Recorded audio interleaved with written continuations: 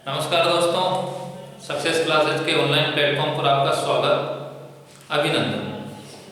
आज हम पशु परिचर जो सक्सेस क्लासेस के द्वारा निःशुल्क उपलब्ध करवाई जा रही है उसमें राजस्थान के इतिहास वाली सीरीज लेकर आ रहे हैं और उसमें हम पढ़ेंगे मध्यकालीन राजस्थान का इतिहास।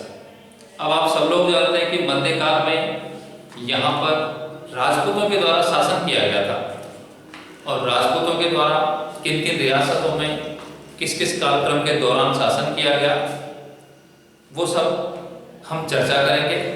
लेकिन उससे पहले हम पढ़ेंगे राजपूत उत्पत्ति। आखिर राजपूत आए कहाँ से, इनकी उत्पत्ति किस प्रकार हुई, इनकी उत्पत्ति को लेकर अलग अलग इतिहासकार अपने अलग अलग सिद्धांत देते हैं।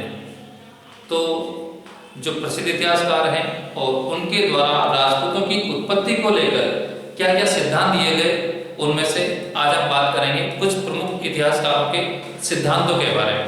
यदि राजपूत उत्पत्ति को लेकर बात की जाए तो सबसे पहले जो सिद्धांत आता है वो आता है अग्निकुंड या अग्निकुल उत्पत्ति का सिद्धांत। और ये जो सिद्धांत दिया गया था ये दिया गया था कवि चंद्रप्रदाय के द्वारा। आपको पता है कि कवि चंद्रप्रदाय के द्वारा पृथ्वीराज रासो जो लिखा गया था, इसी पृथ्वीराज रासो में राजपूतों की उत्पत्ति को लेकर एक सिद्धांत दिया अग्निकुंड या अग्निकुल उत्पत्ति का सिद्धांत। यहाँ पर चंद्रप्रदाय ने पृथ्वीराज रासो में ये बताया है कि उस समय गुरु वशिष्ठ के द्वारा माउंट आबू की पहाड़ी पर एक यज्ञ किया गया था और इस यज्ञ के दौरान परमार, प्रतिहार, चालुक्य और चौहान नामक 4 राजपूत राजवंशों की उत्पत्ति हुई थी और इसी के कारण इसे अग्निकुंड या अग्निकुल उत्पत्ति के नाम से जाना जाता है। और कहा जाता है कि इस सिद्धांत का जो समर्थन किया गया वो हमारे राजस्थान के जो राज्य कवि हैं, कवि सूर्यवर्मन मिश्रण और इसके अलावा जिन्हें राजस्थान का अबुल फजल या राजपूताना का अबुल फजल कहा जाता है, मोहनोक नैन्सी, इन दोनों के द्वारा भी जो है इस सिद्धांत का समर्थन किया गया। और इन्होंने चंद्रप्रदाय के द्वारा जो बात बताई गई कि वास्तव में राजपूतों की उत्पत्ति एक अग्निकुंड से हुई है वो वास्तव में सत्य है और इस सिद्धांत का समर्थन किया गया था। इसके अलावा हम अगले इतिहासकार की बात करें तो अगले इतिहासकार का नाम आता है जी.एच. ओझा, जिनका पूरा नाम आता है गौरीशंकर हीराचंद ओझा। और गौरीशंकर हीराचंद ओझा ने राजपूतों की उत्पत्ति को लेकर एक सिद्धांत दिया था जिसे प्राचीन क्षत्रिय या आर्य उत्पत्ति का सिद्धांत कहते हैं। और कहा जाता है कि इस सिद्धांत के अनुसार जी.एच. ओझा ये मानते हैं कि राजपूतों की उत्पत्ति या तो क्षत्रियों से हुई है या फिर आर्यों से हुई है।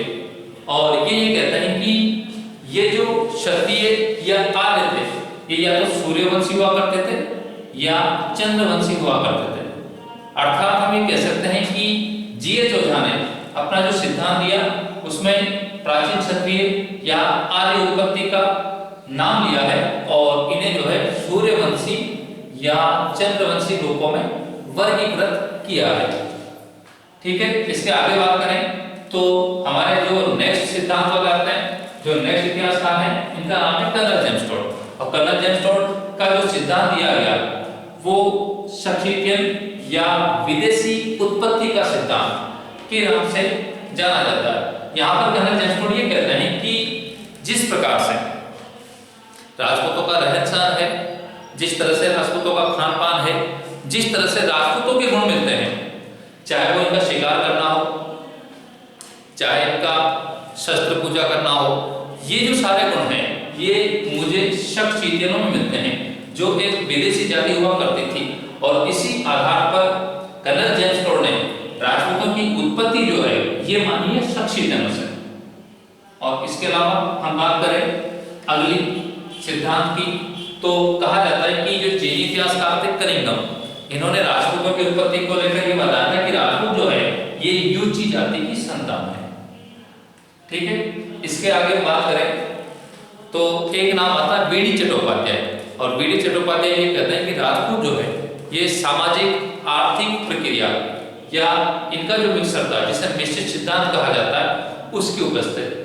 तो दोस्तों आज हमने राजपूतों की उत्पत्ति को लेकर जो राजस्थान के इतिहास में कुछ इतिहासकारों ने सिद्धांत दिए हैं उसके बारे में बात करी है। और इसके आगे अगली क्लास में हम जब पढ़ेंगे तो वहाँ पर किसी एक राजवंश को लेकर हमारे इतिहास की क्लासें प्रारंभ करेंगे। ठीक है, धन्यवाद।